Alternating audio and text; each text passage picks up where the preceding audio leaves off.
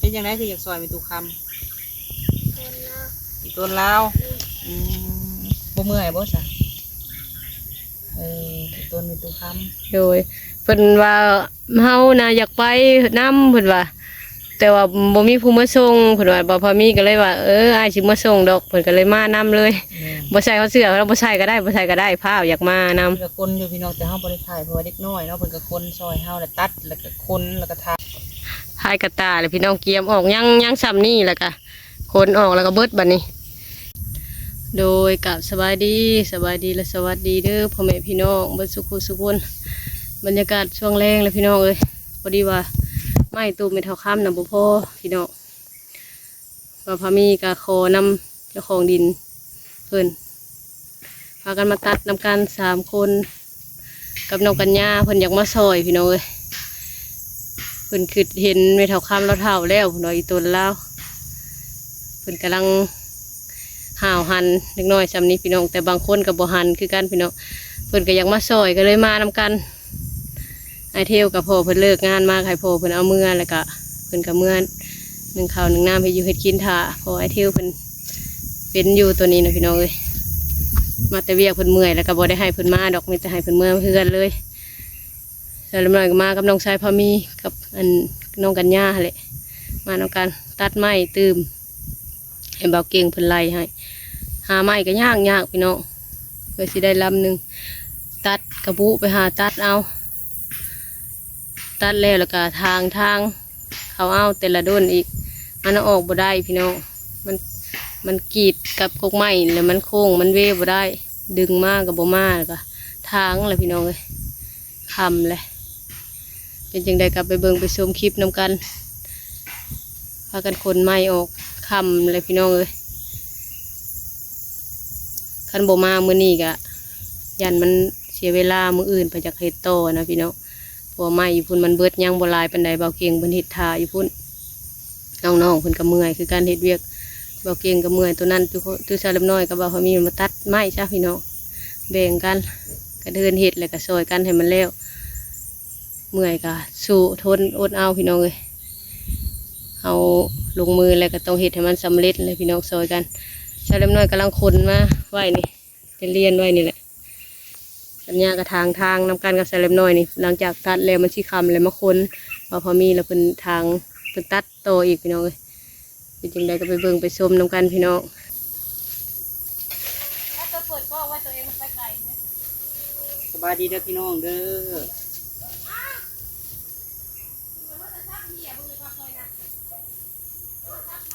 แบกไม้ก่อนออกไปทางใดนี่ฮะ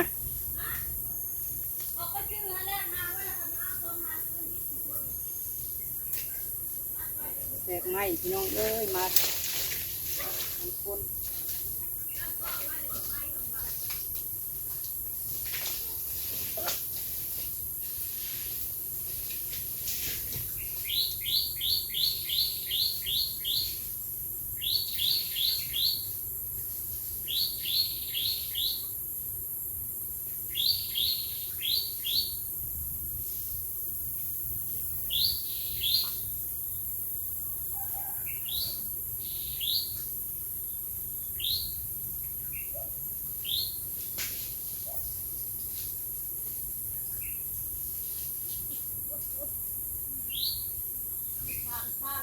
ตั้งกล้องไว้ฮะตั้งกล้องไว้เลยเนาะตั้งไว้เลยจะขี่ใช้กล้องได้เดี๋ยวจะมีแล้วเลย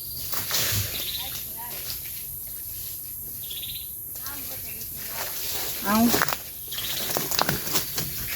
ตั้งขึ้นอยู่บ่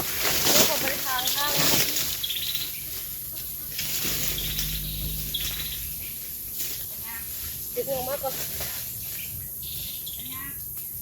สัญญามาถืออากาตาเนี่ยนั่นแหละกระตาอยู่พี่ข้ามทางมาพี่มาทางนี้ใครเนี่ยพี่น้องหากไว้เลย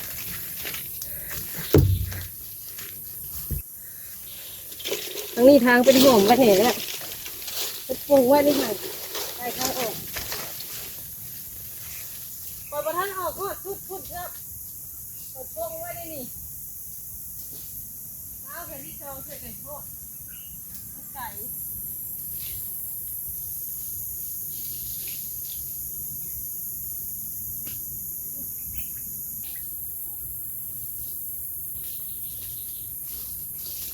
บ่ไกลพันหอดหันเลยพี่น้องข้าวเดียวก็หอดนอกดึงเอาทางในพี่ละก่อนตัวมันยาก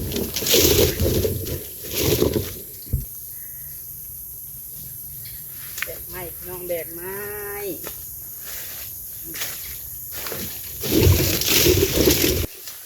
พี่มันยังแต่ข้างเบื้องพี่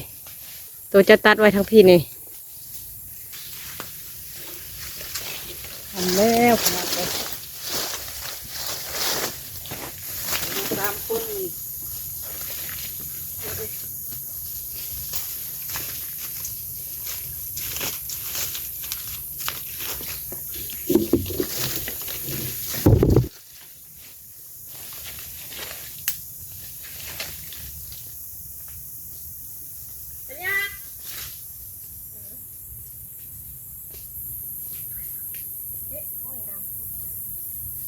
ข้าวเสิร์ฟของนักคุณบ่ทำไงเราบัดทางมาถ้าเขาไปเขาตัดไว้กันทำเลยพี่น้องผ้าคนออกกันออกไปไว้นอกอันนี้เขามาจับพ่อของเราจะเจอเปิดเลยมาตามคน เปิดทางข้าวมาทางข้าวทางลำเดี๋ยวเขามีทางจ่อ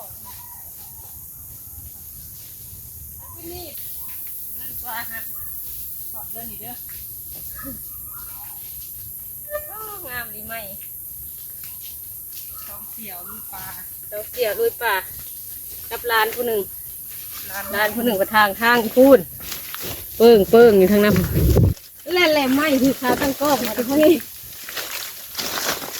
ไปบ่ปิดออกไปเลย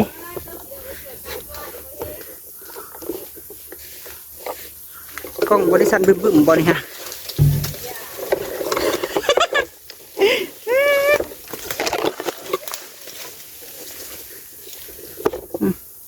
อีต้นชาวแลนนี่ได้พี่น้องเด้อเบิ่งให้เราในกล้องสั้นกะ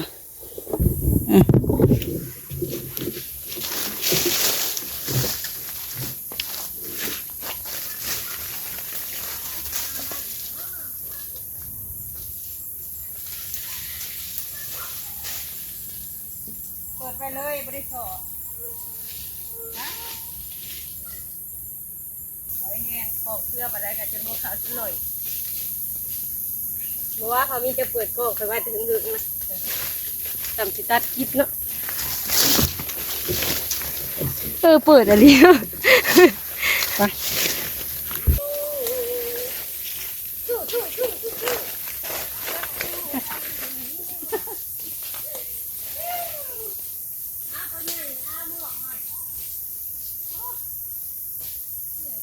มาไม่แค่ไม่ขี้มันจะอื่นเปิดเผ็ดนิดนึงว่าเขานี่อะไรเนาะดีนะ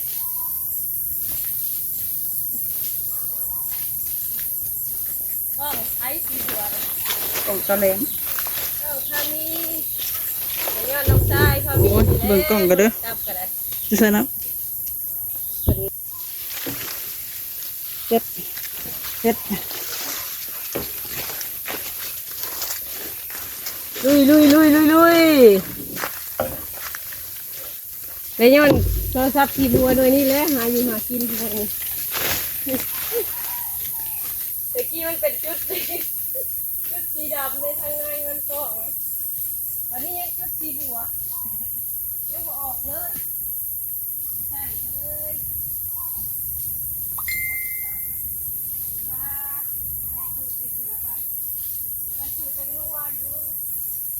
ไม่นะยังทางนั่นแหละไปทุกทีมีทางไม่ได้ทางทางน่าจะทางนี่ค่ะไปทุกคนตัวใหม่ปิด วันนี้เวลา จากโมงเลย5 โมง 6 โมงยังเลยได้ไปเขี่ยวไปคนอีกทางนั้นอีกพี่น้องเลยบ้านนี้ไปคนใหม่ทางนั้นออกก่อนโอ้ยยังสีสันค่ะเป็นพอเสร็จแล้ว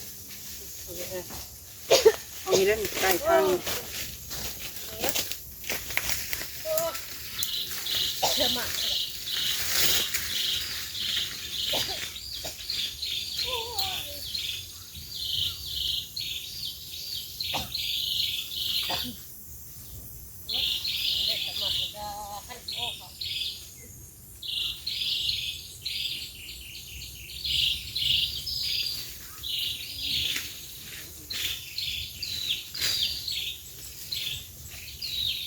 พอมีนะกับชาวเริ่มน้อยนะคนทั้งนี้เนาะทั้งนั้นคนลงไปป้าไว้ใกล้ๆทางน้องกันย่าคนดึงออกไปเลยคนละทางกับส่วนลายถ่ายคลิปเลยเวลาเด็กน้อยเห็นเรียกอะไรชาวเริ่มน้อยกับบอยอยากซื้อถ่ายไปได้ช่วงนี้เนาะเลยว่าเห็นเต้ชาวเริ่มน้อยกับบอพอมีส่วนลายถ่ายหยิบแต่เห็ดน้ำกันพี่น้องน้องกันย่าซอยเต็มที่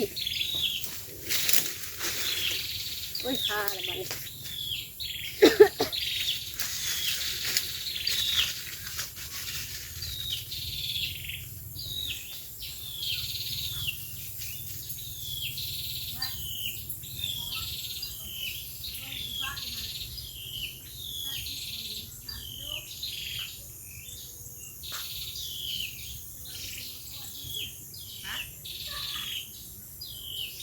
ว้าวนะ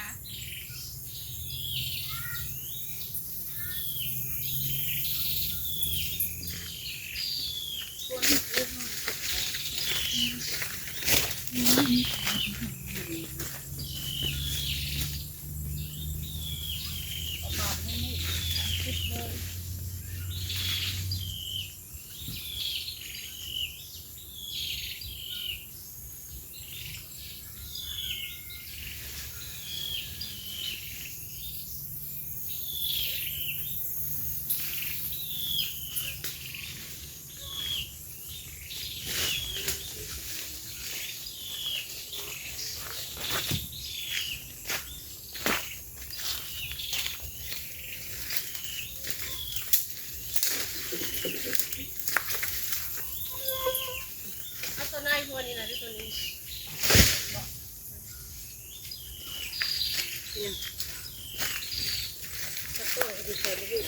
อันนี้แหละต้องจะตั้งไว้ไป3 กิโลนี่ก็เก่าห้องก็อยู่คนกับไปเลย กาวเสือเหลือง0.5โอ้เดี๋ยวเลี้ยงมีคนก็จะไปเดี๋ยวว่าโป๊ะยังกระดึงเลยนะโอ้ยขาด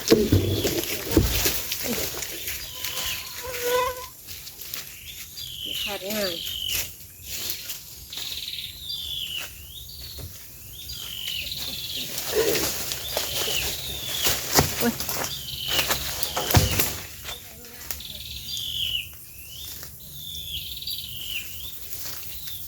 ในทางลุ่มมั้งฮะ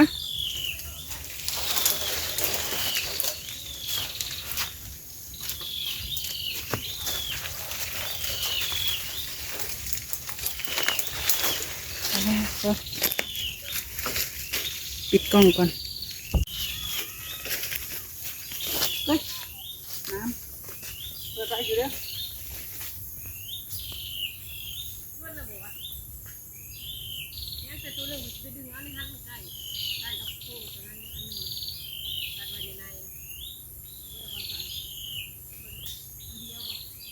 เดียว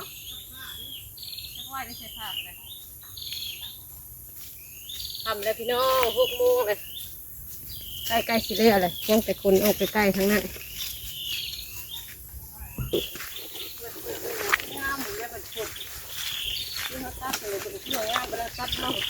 แม่นหั่นแหละก็แท่คนหน้าข่อย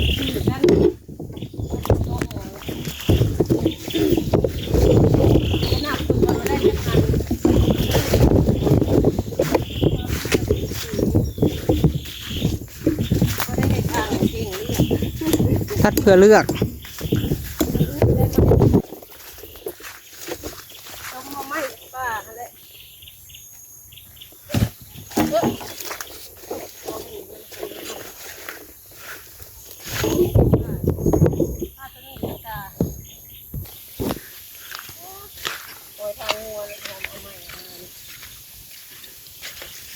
ก็กันเลยที่เดียว ปัญญาเป็นคนทางทางแล้วก็คนโตสั่นให้คนออกมาเลยพี่น้องไว้อยู่จุดนั่นก็มีพวกไม้แต่ก็ยังอยู่ทางในนี่กองหนึ่งคนเมาทันเบิด